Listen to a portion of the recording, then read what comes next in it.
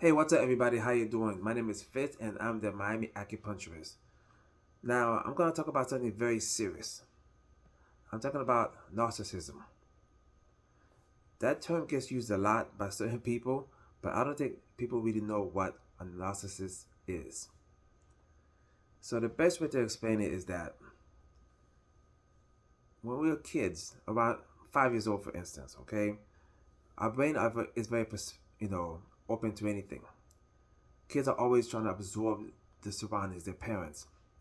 If for whatever reason a kid around that age does not receive the proper love that they need to nourish in, some, not all, can grow up to be a narcissist.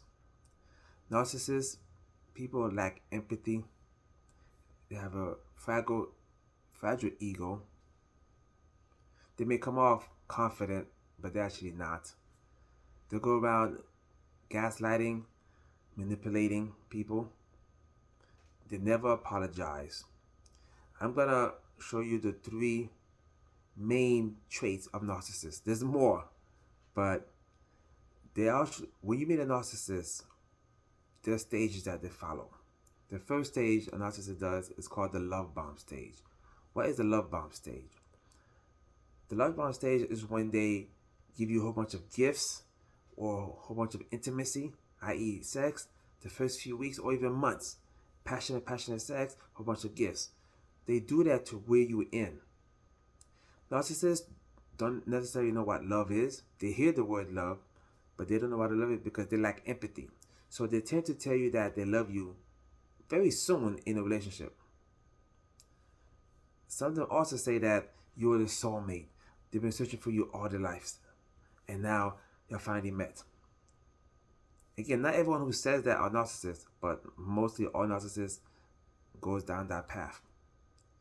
The second stage is the disregard stage, or I call it you ain't stage. That's when they start talking bad about you, insulting you, making you feel small and little.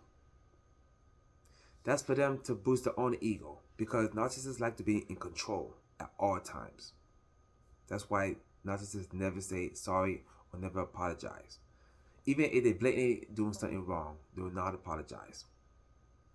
Some of them will say, "Oh, I'm sorry you feel that way," which is just a slap in the face.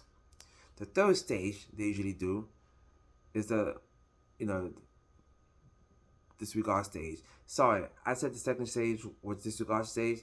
The second stage was a discredited stage. Sorry, and the third stage is a disregard stage. That's when they basically let you go. But before they do that, they have somebody else lined up.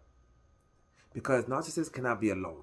Because when they're alone, then they start to look within themselves and realize to themselves that they're not as great as they think they are. So they need supply. What is a supply? I personally call narcissist people emotional vampires because they go around looking for people with empathy or empaths, and they suck the living daylight out of them. They suck the energy, they suck the emotional energy out of them. That's why I call them emotional vampires. Now, how do I know all this? Number one, I'm an acupuncture physician, so I do research a lot. Number two, believe it or not, I've been a victim of not one, not two, but three narcissistic girlfriends in the past. Yes, three of my exes were narcissists. The first time it happened was over a decade ago, of course. I didn't pretty much know what a narcissist was. I heard the term before this and that, but man, she took me for a whirlwind. I literally caught her in the bathroom with a guy, and when I confronted her, she got mad at me. She never apologized. That's what narcissists do. They do crazy stuff, but don't apologize. The second narcissist I dated was a little younger than me. I'm 52. And I cut that one off quickly because I had experience from the first one. The third one I dated, this one took me a while to realize because she hid it very, very well at the beginning. So that's why I'm here to help men and women who have been victims of narcissistic people and to help future victims, or supplies, they call it. I mentioned before that I'm an acupuncture physician out of Miami, Florida. I do a lot of research, and I plan on doing my own research. I am working on a program or a therapy program where I can treat narcissism. Now, that's a very complex subject. Narcissism is very complex. There's no cure for it. There's no medicine you could take. There's none of that. But with acupuncture, I may find a way. I can probably find a way to make them become more normal. Make narcissistic people become more normal. By normal I mean to feel more empathy. That's the problem. These people have fragile ego. They lack empathy. They're always on high alert all the time. Even when they wake up, they'll always wake up on high alert because they're ready to just, frantic. I am working on an acupuncture therapy program to help these narcissistic people turn down that dial, along with mental therapy. I call it the Narcissistic Reduction Therapy Program. This is not a cure. This is not a magic potion or anything like that. Like I said, it's very complex. Very complex.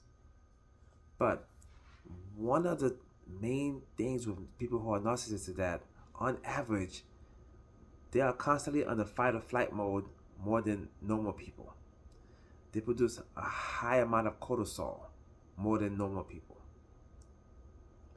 Acupuncture, in research, has been shown to turn down that fight or flight response. Our body goes off two main pathways: the fight or flight or rest and digest. The fight or flight, for instance, is designed for if a bear is chasing you, you're either gonna fight or flight. Whatever you decide to do, you need your body to respond accordingly. So during the fight or flight mode, your heartbeat goes up, blood pressure goes up. You're basically ready for a fight. Digestion slows down. You're ready for a fight or flight. Rest and digest is the state you want to be in when you're not in immediate danger. Rest and digest is when you just relax, have time to digest your food, heart rate goes down, blood pressure goes down. The fight or flight response is called the sympathetic system. The rest and digest is called the parasympathetic system. Research shows that people who are narcissists tend to stay on in the sympathetic mode more often than not. Acupuncture can make these people go back into the rest and digest or parasympathetic state. This is backed by research. Not just me saying this, it is. Our bodies full of acupuncture points that does a lot of certain things. But in research, certain points have been proven to help people come off the sympathetic state and go into the parasympathetic state. For instance, people who have panic attacks, anxiety attacks. That's the fight or flight, in top gear. But acupuncture can help them go back into the rest and digest. So the program I'm working on for narcissism is that I'm going to try to come up with certain points probably twice a week to try to tone down that fight or flight response. And then once the treatment is done, immediately I want these patients to go get some therapy done with a therapist. There are certain therapy programs designed for narcissism to try to help people become more quote-unquote normal, but it's not fully effective. But with the acupuncture followed by that therapy, there's hope. There's hope. There's not a cure. There's not a magic potion. It's a long road ahead.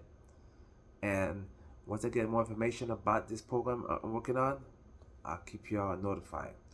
Thank you. I appreciate all y'all for taking time out to hear me out.